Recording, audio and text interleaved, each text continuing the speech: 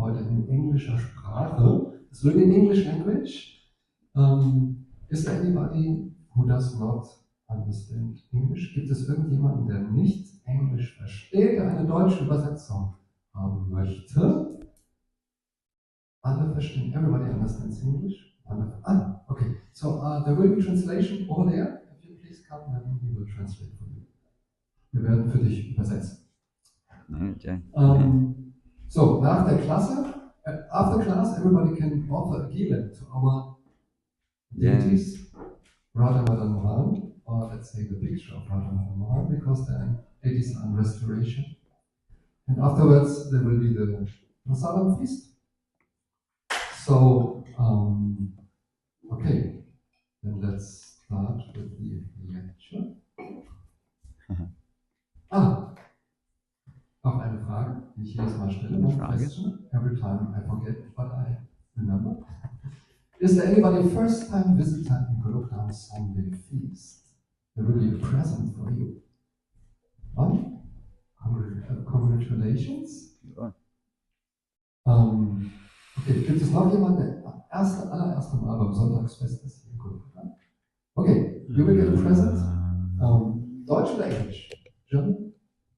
German. Ja, es geht um transzendentale Literatur, ein kleines Buch. Liest du gerne? Okay, super. Ich komme dazu. Hare Krishna. Thank you very much.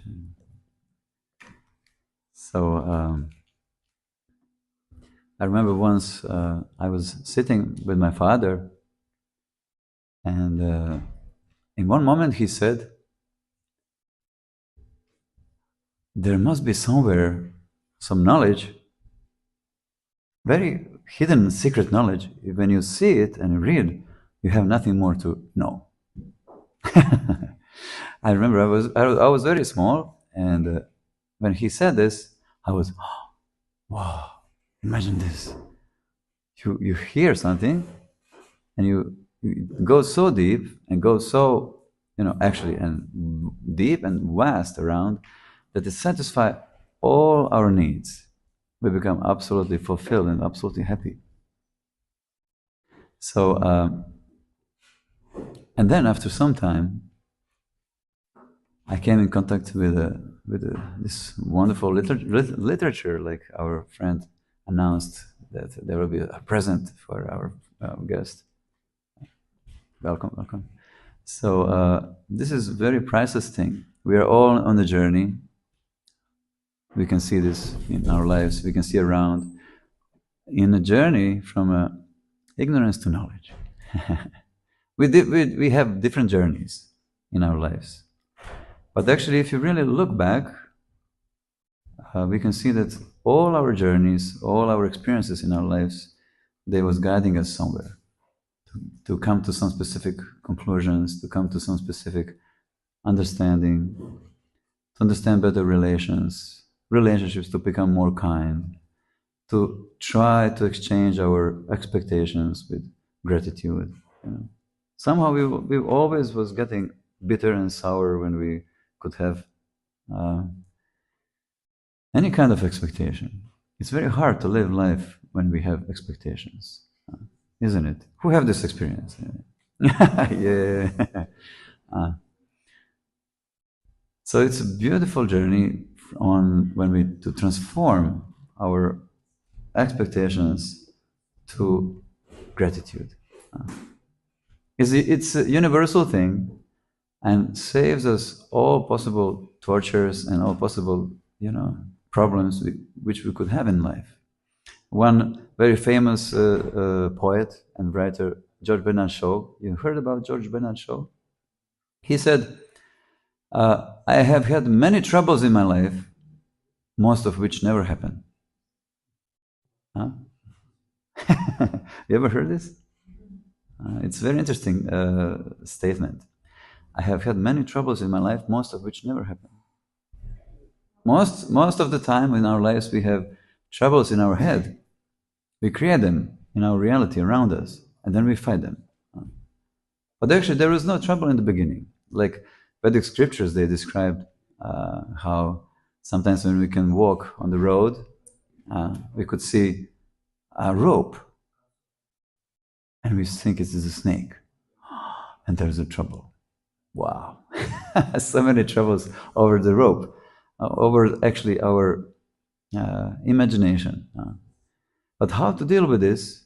How to... obviously, we are aware that we have this trouble in our life, that we are imagining so many things, we are making troubles out of nothing, chasing so many dramas in our lives, which doesn't have any contact with the reality. I will read you something very beautiful from one of the persons whom I appreciate a lot. His name is, I learned a lot from him in the past, and his name is Anthony de Mello. You ever heard about Anthony de Mello? Who did? You can raise your hand. Nobody, yeah? Okay. He said, very good, listen to this.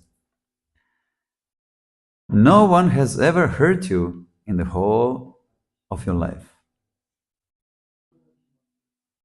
No event has ever upset you. Imagine. This was done by you. In fact, it wasn't you even. Because we wouldn't do this deliberately. We would never harm ourselves. You know? It was done by your conditioning, by your programming, by the way you look at things and at life.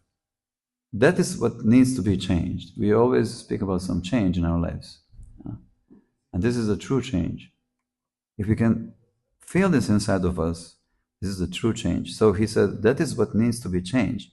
So if people are bugging you, they're upsetting you, this is a glorious opportunity to understand yourself, understand your programming, to realize that the upset is coming not from them, but from your programming. It's not easy. We all know that it's not so easy to really understand. In that moment, when this is happening, this is actually, I'm suffering from the reaction of my mind, because other person, in my place now, would react in a different way. Definitely. According to my program, according to my nature, of my mind, I'm reacting on this situation in one specific way. But if another person would be here in my place, now it would be a totally different reaction. So he said, I'm not saying don't do something. If you want to do something, that's fine. But if you're doing it to relieve your negative feelings, just to spread them around, that's awful. Isn't it? We're just hurting, making violence around. The people around us, they don't have any relation with this, what we are suffering. But we are just screaming at others, or fighting, or arguing about some things which doesn't have any reality and connection with these other people. If you change, he said, they will change. You're seeing people not as they are, but as you are. This is a very powerful statement. This is what Lord Krishna speaks throughout all Bhagavad Gita about this type of transformation. And the verse which I wanted to share with you today, let us, on the start, we can together chant one beautiful mantra. It's called Om Namo Bhagavate Vasudevaya. Om Namo Bhagavate Vasudevaya.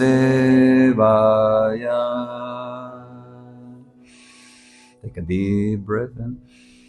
Om Namo Bhagavate Vasudevaya.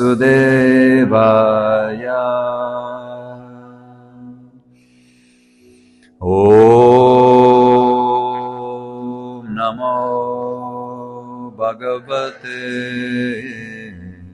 Vasudevaya.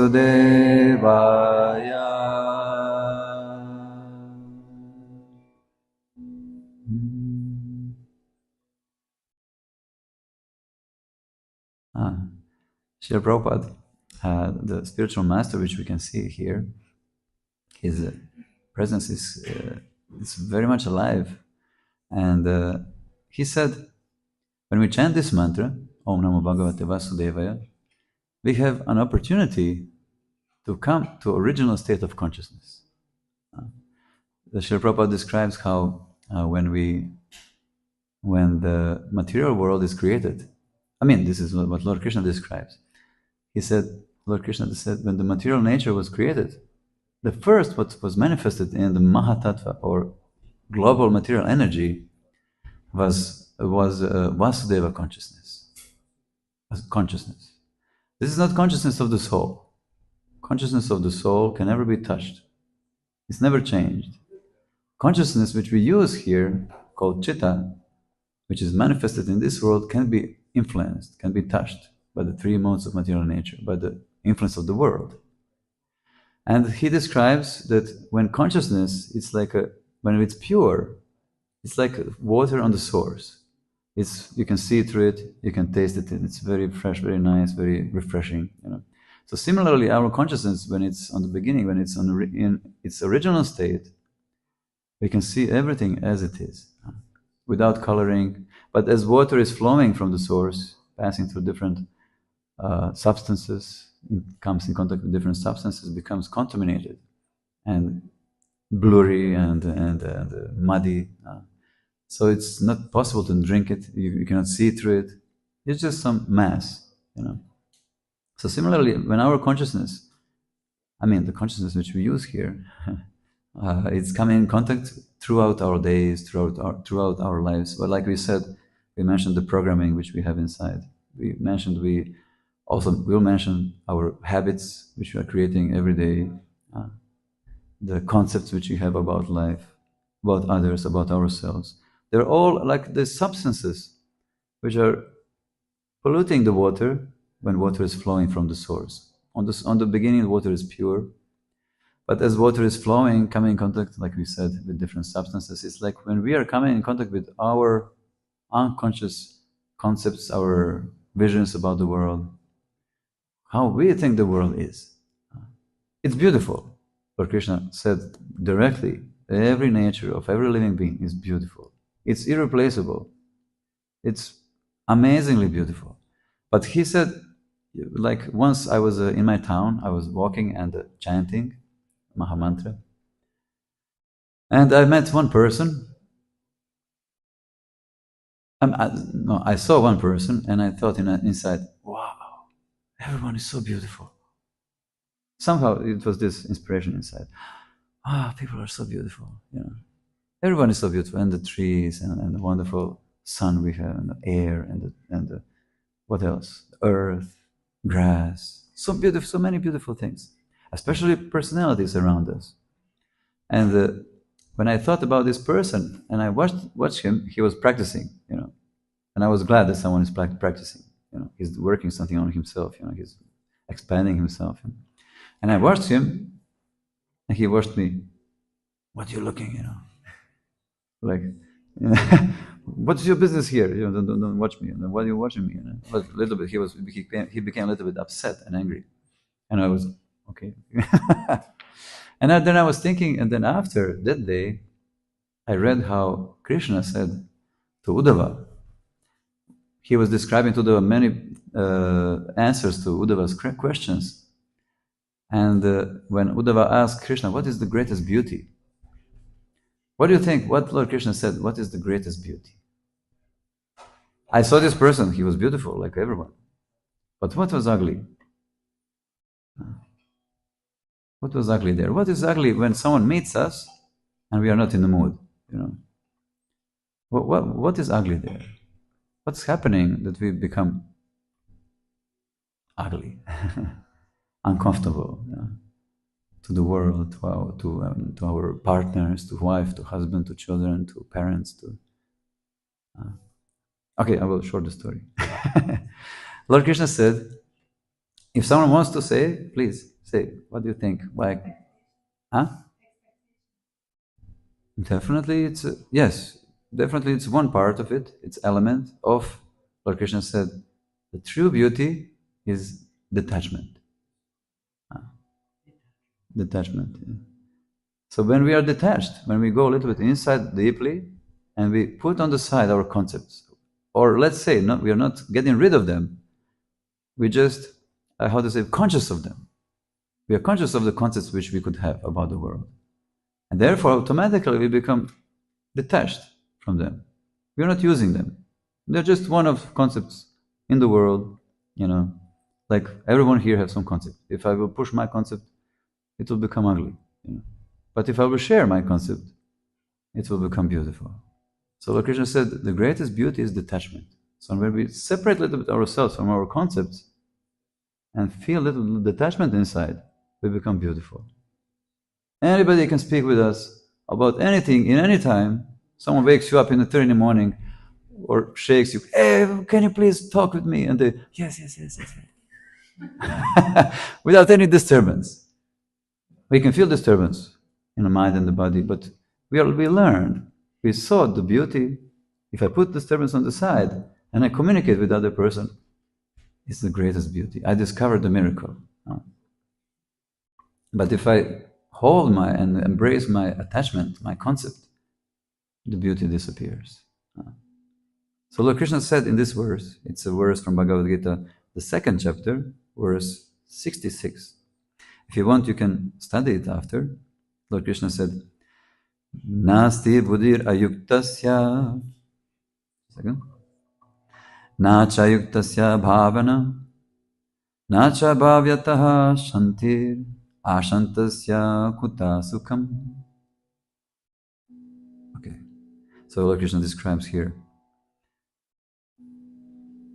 Na asti buddhir ayuktasya. He said, there cannot be intelligence or awareness in a person who is not yukta, who is not connected. Yukta means whatever you do, wherever you look, whatever you hear, you're listening to this, you're learning from this, you're connected with this, you're trying to understand the thing. You feel your union with this thing, with any sound. You hear your wife, you're not thinking, oh, again she's speaking something. No, what this person wants to say. I want to learn. So this attitude creates intellect inside, very strong intellect. And then Lord Krishna said, and someone who is not connected, ayuktasya, someone who is ayukta. So we very superficial living our day. We wake up, we were brushing our teeth, we are doing so many things, but we think about other things, about worries and about what this person said to me yesterday. I need something to punish or to prove something. So we are occupied by so many thoughts. And here Lord Krishna said, someone who is ayuktasya, if we wake up like this, not have any connection with what we are doing, not respecting and being grateful for what we have. So this means we are ayuktasya. So when we are ayuktasya, Lord Krishna said, there is no fixed mind in happiness. He said there is a word bhavana. Bhavana, it's not only you have fixed mind on something, but you have some emotion there. There's emotion, there's bhava, there is some emotion. It's not that only you do something, you feel emotion to this, what you do. So there is no there's no emotion, there's no fixed mind. And when the mind is not fixed on what we do, Lord Krishna said, there is no peace. Do you feel this sometimes? Do you lack peace in your mind, in your heart, in your life? And so when there is no peace, Lord Krishna describes, there is no, what Krishna said, do you know? Happiness. There is no happiness. When there is no peace inside, there is no happiness. And what else do we need in life? We don't need nothing else. Do we need something else except happiness? No? Love, happiness. Do you want something else? Who wants something else than happiness? We do, huh? You want something else? What would you like? Love, security, variety, contribution. Yes, this is all part of. It's possible to express this, to manifest this when we are happy. When we are not happy, we just worry. There's no security. There's no variety. There's no variety. Everybody's just limiting me inside. Everybody's just struggling me. My husband, it's limiting me. My wife is limiting. Everything is just limitation. Everything is danger. Everything is. There's no love. There's no connection. There is nothing. When there is no happiness, everything is limiting us. But actually, everything is helping us. It's helping us completely. fully. And yes, we came to the peace. I will just, to happiness we came, but how to come to the peace? So I will just share with you, I would like to share with you the 12 symptoms of inner peace. A second. If you want, you can write them, so you can contemplate on them, you can think about them, meditate on them when you're waking up in the morning. So to check, do I have inner peace inside? Just a second. Okay. Yes. Okay. So, 12 symptoms of inner peace. Would you like to hear? It's beautiful, really, when we are by the mercy of the Lord Krishna and Srimati Radharani. Yes. May I ask a question Before I continue. Okay. I would like to ask about your experience or thoughts about pure consciousness. What is interesting for you? What is it? Because I read that in the book, it was said that Krishna wants us to always remember, so we always return to Krishna. Is it sort of like pure consciousness? This is a top consciousness, if you can remember Lord Krishna. What exactly it is? Would you please give an example? What is consciousness? Pure consciousness. Pure consciousness.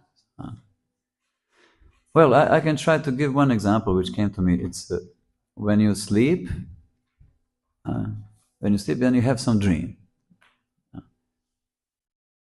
So your consciousness is then mixed. Your real, pure consciousness is mixed with the elements of the dream. You think that you are this personality in a dream. You think that everything what is part of the dream is part of your life. You don't even doubt this, So this means not pure consciousness. What is pure consciousness means when you wake up in the morning, when you open your eyes, sometimes we come closer to this consciousness. When we wake up in a dream, sometimes we are not totally awakened, but we wake up a little bit and we understood that we are sleeping. You had some nightmare and you understood that you were sleeping and then you have this experience. It was just a dream. You're relieved, you feel very good. But it's still not the pure consciousness. Still, you're part of just some space. But when you open your eyes totally, completely, you see your reality. You totally wake up.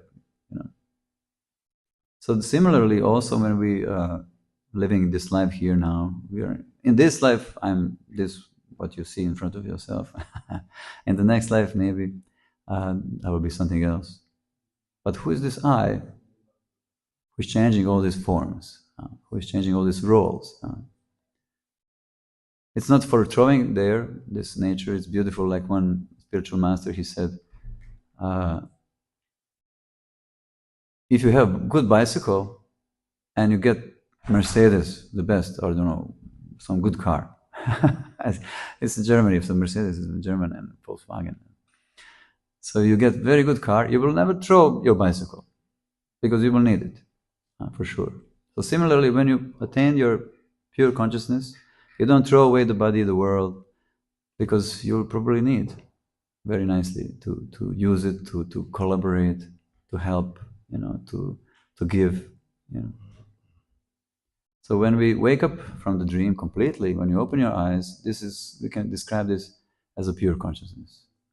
In this example, when you sleep, this consciousness in the dream is based on the real consciousness, but it's now covered by the elements of the dream, what you're dreaming there. But the pure consciousness belongs to your reality. So similarly, when we are fully conscious of Lord Krishna, which is our ultimate reality, who created this world, who manifested everything what we see, who gives us life, when we come to this understanding, this means pure consciousness. We totally awaken to this pure understanding of global existence, of our existence. Is this okay? Does it mean different from consciousness that, for example, I am here, I'm listening in time that I am noticing that I am listening, I'm observing myself being here. Is it different, or is it some? But there are some moments that I forget me as me when I listen. And so did I kind of not conscious, or Very, very good question. Thank you. Lord Krishna describes that now our consciousness, its consciousness is always present. It's never lost. We are never lost, never assumed as a material thing. We are always what we are. But consciousness now is reflected, as Lord Krishna describes, through the mind, body, and the senses. Like he describes, it's like sun is reflected on the wall and in the cup of water. So you can understand there is a sun based on reflection. Now you are conscious of your mind, of the body, of your thoughts, of questions. But this is a reflection. This is the consciousness which gives light to this understanding that you're aware of so many things. Understand? It's okay. This is. It goes very deep. a bit abstract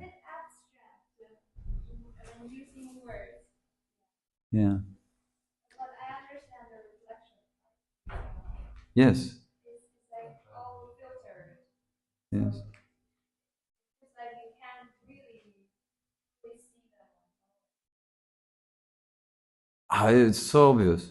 It's very obvious. It's only that existing. There's nothing else. If there will be no consciousness, there will be nothing. There will be no experience of the mind, of the body, nor the world. You understand? So it's so obvious, actually. Consciousness is actually so obvious. But we need to, a little bit, through the practice of spiritual life, we become a little bit distant. We distance ourselves a little bit from the mind and the body, and we go more deeper into understanding where is the source of this consciousness. Like, you can know that sun exists because there is a reflection of the sun on the wall. But now we are constantly absorbed on the reflection, But where is this origin? Where is the sun?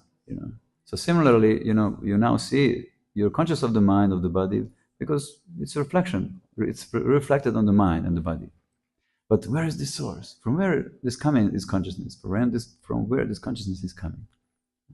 This is something what comes to chanting of the holy name of Krishna and associating with the devotees, with the pure devotees who have spiritual master, who gives you knowledge.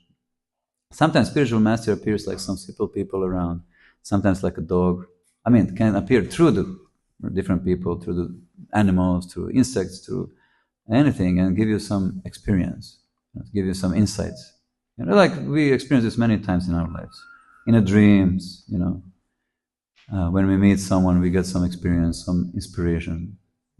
This is all actually our spiritual master and Lord Krishna manifesting and trying to help us to awake. Who watched movie Matrix? Matrix movie. Who watched movie Matrix? From 1999. It's a very good movie, actually. And describes actually this, in some partly describes this, what we are speaking now, actually. So, but we will now return. It's a finish. No, I want to hear the 12. The 12 symptoms, yes. But when we are working on these symptoms of inner peace, when we're really trying to develop inner peace, very easily we can understand this. Very easily. We can see on you, you're a very calm person. You're satisfied pretty much in yourself. So this keeps you deeply inside and helps you to understand a little bit topic about consciousness. So, because you already have a little bit by your culture also, you have this inner peace more than people on the West. We have a little bit less of peace here. So we need to, when we study what is the inner peace, how to really manifest it in our lives, we can really understand this very easily. It's very easy to understand, but when we are disturbed and anxious and in fear, it's very hard to understand. But thank you very much for this wonderful question, intelligent, very deep question. Okay, so what are the 12 symptoms of inner peace? Bajahari is already ready, he's waiting. So, first symptom of inner peace is the ability to act and think consciously, purposefully, not impulsive, careful, not in a rush. We are able to observe, rather than act on the fears based on previous experiences. You have this experience that you're acting out of fears from your previous experiences. You're reflecting this in your new relationships. You're making reincarnation about our fears. Projecting them in the new things. But in the first symptom of inner peace, we stop with projecting. We act because we feel the moment now. We don't project our fear on the moment. So this is first symptom of inner peace. If I'm able to act with my wife, with my husband, with my child, with my mother, father, with anybody, not being based on my traumas and fears from the past. So this is the first. The second symptom, ability to enjoy every moment.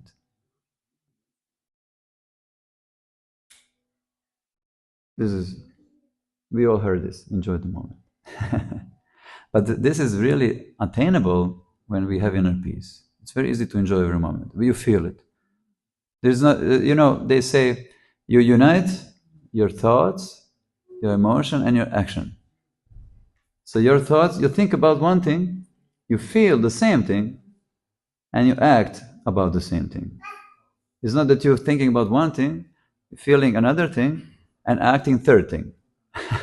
So this is lack of inner peace.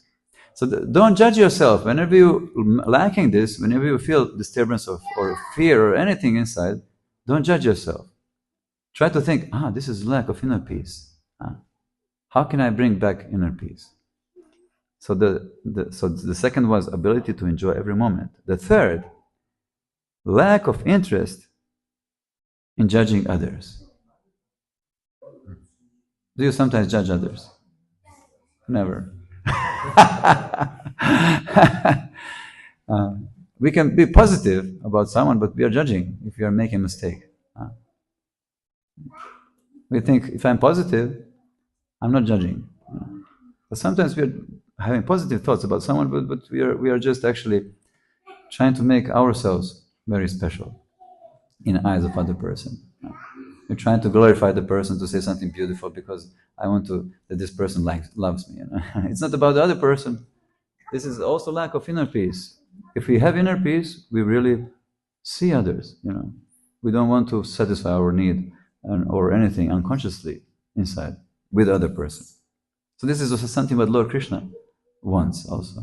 Therefore he said in Bhagavad Gita, Brahma Bhuta Prasanatmana Shochati Nikakshati Samasareshu Buddhishu Madbhaktin Labhate Param. He said, on the level of Brahma Bhuta, Prasanatma, someone who reached a spiritual level and he feels his Prasanatma, he's taking satisfaction from inside. Wow, I feel satisfaction from inside. And then, Na Shochati Nikakshati, neither laments nor desires. It's not that they don't have desire, but they don't desire something that doesn't belong to them, or they don't hate something in a wrong way. Sama Sarveshu Bhuteshu. Sees with equal eyes everyone. Everyone is like me, just a person. They want love, they want understanding, relation,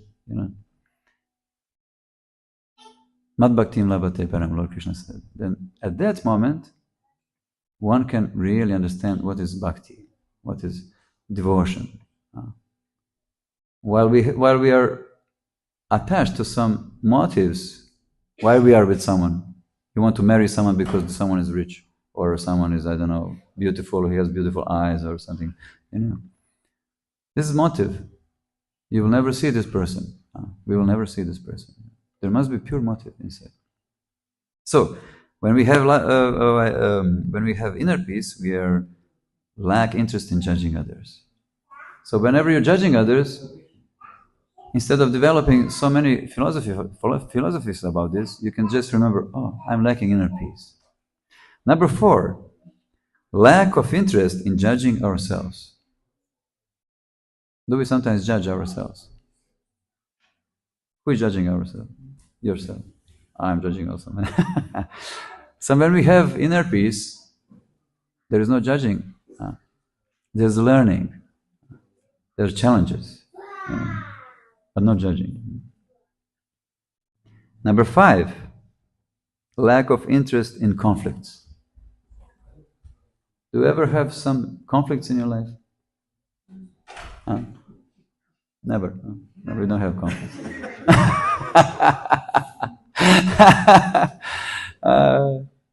So lack of interest in conflicts. My friend from India, where is this devotee from? He was speaking about his temple president there. This place in South India, I think it's South India globally. People never quarrel. You know, imagine this. They think this is something very low if you become angry. Then it's something low if you quarrel with someone. They consider themselves like this. So it's, you know, and he was describing ambience there, how people are treating with each other. It's a beautiful thing.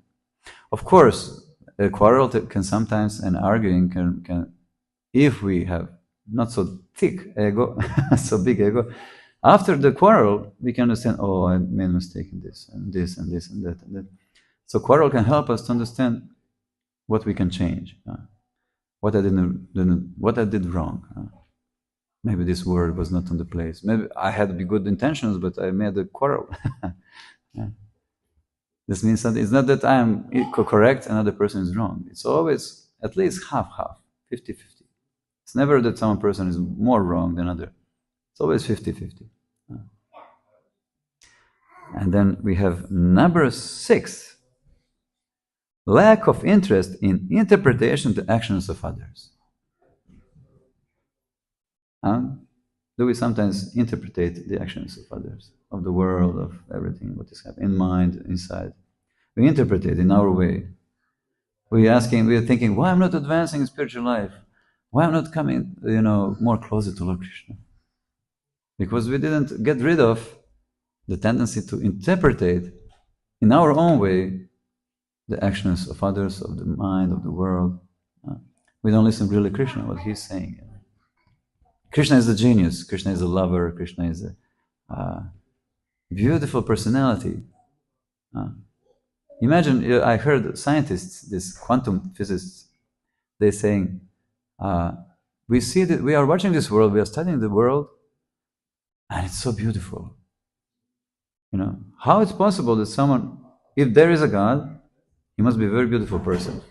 If someone is able to create such a beauty around, which we see around this world, this person must be genius, must be so beautiful personality.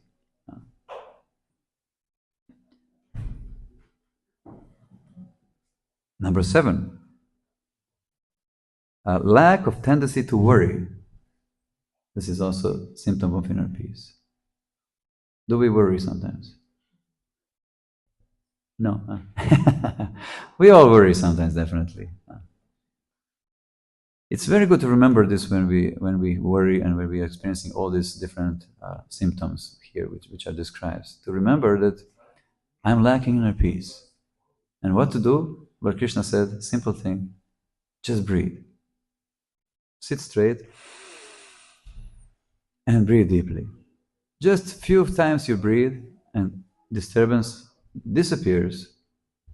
Only if we are not embracing it and we are keeping it, thinking that this is me. How can I reject this disturbance? This is me.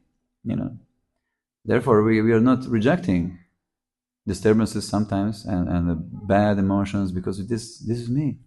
I don't know nothing else. then I need to keep this. This is me. I don't want to reject. But kirtan, congregational chanting of the holy name of Lord Krishna, gives us experience that we are something else, that we are someone else. There's something more of me, An association of devotees, When we associate with devotees, we experience, I'm actually someone so much, I'm something much more than I think I am. And then we start to question, who is this me, deeply inside. Then we have number 8, frequent, overwhelming episodes of appreciation. We appreciate. Instead of just passing through the life, through the day, not seeing others, not seeing the moments around us, beautiful arrangements around us. When we have inner peace, we are able to see, wow, look at this. I appreciate. Thank you, dear Lord Krishna, like we said already today. Thank you, Krishna, for air. Thank you that I'm healthy. Thank you that I can taste. There are people who cannot taste the taste. There are people who cannot. There was one woman who she hit her head so strongly and in such a way that she lost a sense of deepness. I don't know how to describe this. For example, if she is putting water in a cup, she hears the sound, but she cannot see how much water is there. For example, imagine how our body is fragile, Or one lady also, and I watched this in some very nice scientific show, and they show one lady also hit her head, and the brain, something happened in the brain, and now what's happening? She sees reality around in a series. She sees movement, then stop, pause, everything freeze, and then freeze, and then freeze. And she had on the beginning, she had a big trouble to pass the street, to cross the street. She's not sure, which car. She can, but after she learned by the sound, she can hear how much cup is full, this lady, other lady, and the other was, by the sound, she could know when this car, which I saw there in this moment. So imagine how our body, how we are lucky. I mean, some of us, we experience some traumas physically and mentally also. Maybe we have some problems with the body, but if we are healthy, we should be very grateful. Very grateful. Like one yogi was asked, my family life is so, disturbing. I want to, he was complaining a lot. And this yogi asked him, what is the time? And he said, it's 2:58. And you're alive. What are you complaining? Every second, every moment, someone is dying and you're alive. What are you complaining? So we forget very often, to look, I'm really alive. I have so many opportunities to arrange my life so in such beautiful ways, but I'm not misusing it. And then number 8. So we have appreciation when we have inner peace. Number 9, feeling of connection with others, with the nature. This is also a symptom of inner peace. We feel natural connection with others and with the nature around us. We feel it. Like once, long time ago, maybe 10 years ago, 15 years ago, I don't know, I saw elves here in Golokadam. 3 elves. Imagine. Elves. Yes, with the pointy ears, big eyes, with a hat, really small ones like this. Really. And when I was once walking through the forest here, I felt someone is watching me. I feel there are many creatures here, actually positive, and those elves, they were positive, actually very auspicious. So we feel connection with others and with the nature. We can be more sensitive when we have inner peace. It's very beautiful. And also, if we want some success in life, everybody wants some success, their own success in life. When we have inner peace, we can see exactly what is my success. So we don't go on the sides chasing something what doesn't belong to us, but we understand, we can feel what is my success. Then, number 10. Often laughing through the heart. We laugh very often. I remember one friend shared with me, he was for some time he was living with some tribe in Africa. No, pardon, in Australia. This Aborigines. Yes, he wanted to live with them some period, months, 2 months. I forgot how much.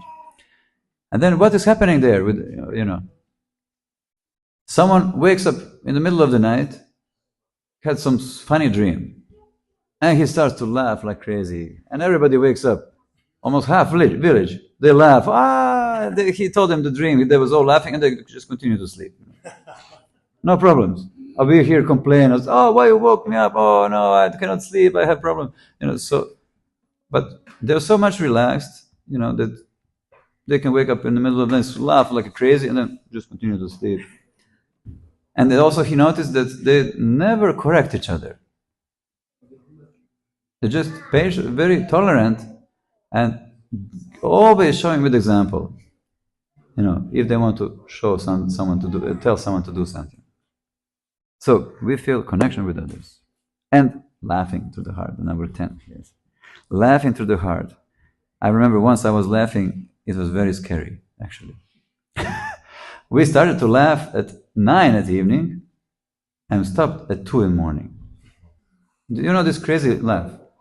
When you show the finger, or when you just say, do just like this, and you're crazy, like laughing like crazy, and already 3 hours passed, 4 hours. I started to become afraid, but I cannot stop. We are afraid. Oh, will this ever stop? It's not stopping. My God, I will die. Really, I was thinking I would die from the laughing. So, and even one our friend, he was never laughing. He's always total seriousness with a serious face. Even he started to laugh like crazy. So, and that was after kirtan. Okay, number 11. Oh, this is also very beautiful. So when we have inner peace, we are noticing the kindness of others, and we have strong desire to reciprocate. Strong urge to return this kindness. Usually we don't even notice that other people are kind to us, and then we don't reciprocate, we don't return kindness. But when we have inner peace, we notice actually so many people are actually kind to us. And we are desiring to return this, to give them also kindness. Probably we all experience all this in our lives, all these symptoms. And now the last one, the number 12. Increasing tendency to let things happen instead of to manipulate. You ever had this? Yes, definitely. Every one of us experienced that. Sometimes when I'm peaceful inside, I don't have tendency to control. I don't want to manipulate. I see that already there is much better controller than me of the world. There's the Lord Krishna. I can share with you my experience. I was chanting in the nature, and there was the beautiful, clear stream was passing in front of me, and I was chanting and meditating, and I opened my eyes, and I saw a bee in the water. It's very close. I can reach, and I wanted to save it from the water, but I couldn't move my body. I was thinking. Then Lord Krishna said inside, "You're not the controller. I'm the controller." Yeah. I said, "Oh, okay." And I continued to chant, "Hare Krishna, Hare Krishna, Krishna Krishna, Hare Hare, Hare Ram, Hare Ram." And then I again opened the eyes. Then there was another bee in the water. And then I was thinking, what do now? Just body, whoop, took the bee from the water and put it on the ground. I didn't do this. I didn't do. In the first attempt, I couldn't move the body. A second time, I didn't move the body, but Lord Krishna saved the bee. So Lord Krishna is a master of the world. He is saving everyone. He knows what everyone needs to learn, and actually he knows everyone deeply inside. We don't know nobody almost. I don't know nobody. I remember when I was once in India, in Mayapur, for Gaur Purnim. There was so many people there. I felt lost. You cannot walk. So many people. In one moment, I understood. So many people, and I don't see anybody. I'm such a loser. I'm living my life. I don't see anybody. Nobody. And then I became so sad. And I felt then Shrimati Radharani was very happy that I feel this. That I feel sad because I don't see nobody as they are, really. I see just what I see, what I imagine. I don't see others as they are. I'm just complaining and just seeing something. Oh, look what this person did. Look this, like this. Like example of a lady going out with a child, and the child see the bird and starts to, admire. Wow, mother, look at this bird, such a beautiful creature. And mother said, oh, this is a pigeon. And next time when they went out, the child said, the child saw the pigeon and he said, oh, this is a pigeon. You understand? This is my wife. This is my husband. This is my child. There's no miracle anymore. No, just putting everybody in the shelves of my understanding and missing the life. And but inner peace, if you really contemplate and work on inner peace or developing inner peace, it's really possible to attract Lord Krishna very closely to us. And like a lady was asking about pure consciousness, we can experience our pure consciousness, loving consciousness. We are experts in love. We are all experts in love. There's nothing else we speak. With nothing else we want. With nothing else we want and need except love. So this is our nature. This is our heart. We come to spiritual process and we need to practice some spiritual discipline to purify our mind, our existence. But we are particles of the Lord Krishna. We have the same qualities as He, and we have everything what He needs. We think God needs this and that. I need to do this. I need to do that. I need to become this. I need to become that. But we have everything what He needs. We are a person. We have everything what He needs, and we are a very unique personality. As we're really developing more of this inner peace, like Lord Krishna said in this verse, without peace there cannot be happiness, and without happiness there is no life. Like one yogi was, the people was coming to one teacher, spiritual master, and they was asking him, "Dear master, dear yogi, is there life after death?" And he's watching them. He said, "Is there life before death?" So we are lacking this one aspect. We are lacking life, to really live each moment like a very special, unique arrangement from the Lord, and to really reach our best, to offer to others our best, to offer kindness, more love.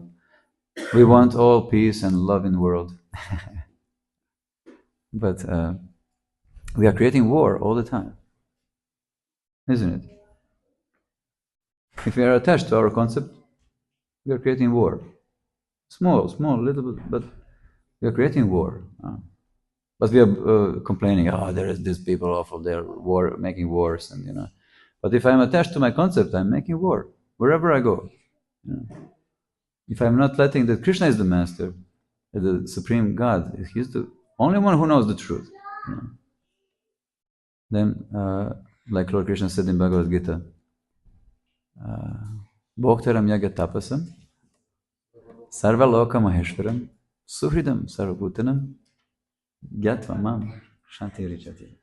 He said, the one who knows that I am the Bhoktaram yaga tapasam, I am enjoyer of all sacrifices, of all austerities. Sarva loka maheshwara, I am the master of all worlds. Suhridam Sarabhutanam. I am the best, the closest friend in everyone's heart.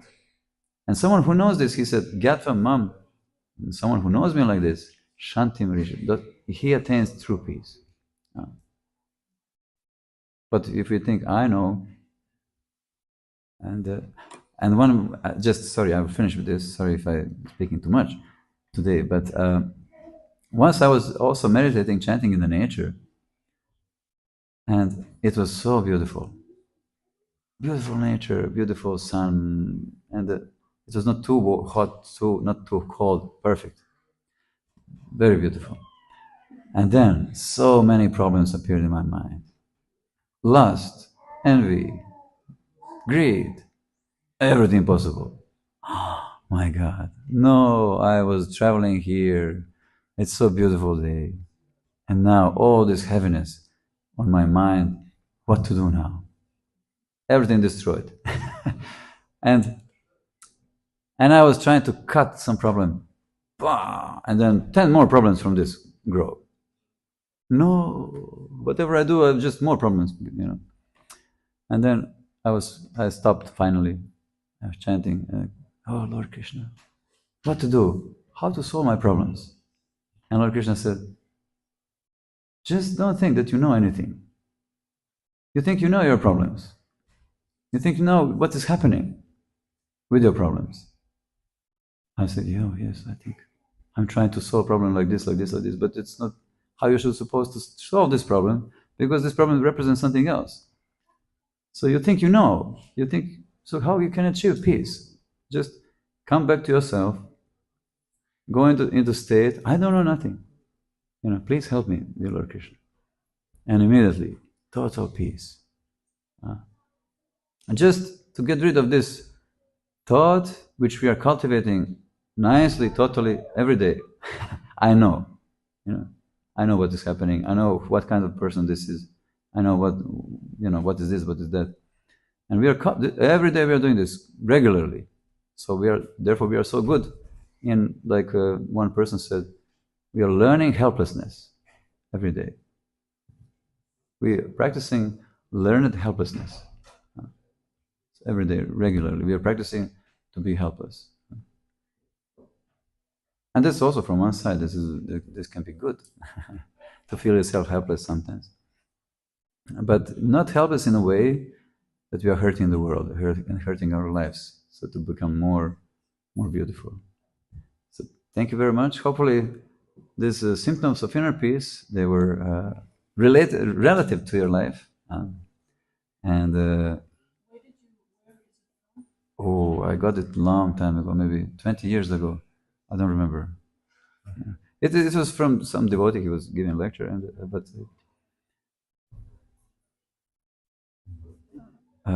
is there maybe someone who wants to share something, you want to ask, related to this, or anything?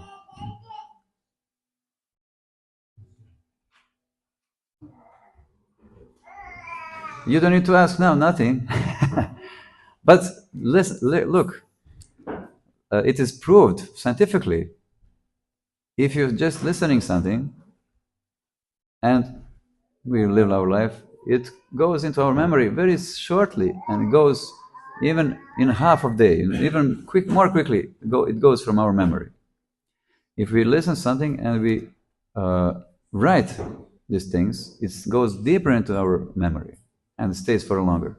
But if we listen something and we share this with others, it stays almost 100% in our long-term memory, and we can live it.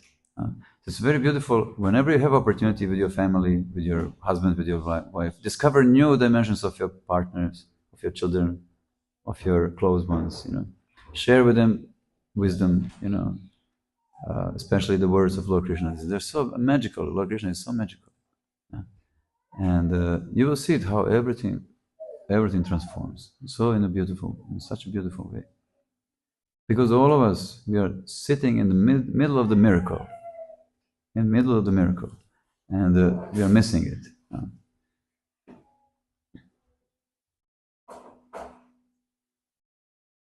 Okay, thank you very much from the bottom of our heart. And we will continue with the program. What is now? Prasadam. No prasadam. We will stand up and have a nice Dance. singing kirtan. Yes, very well. And everybody can come and offer a small lamp, and then we will. Yes, very well.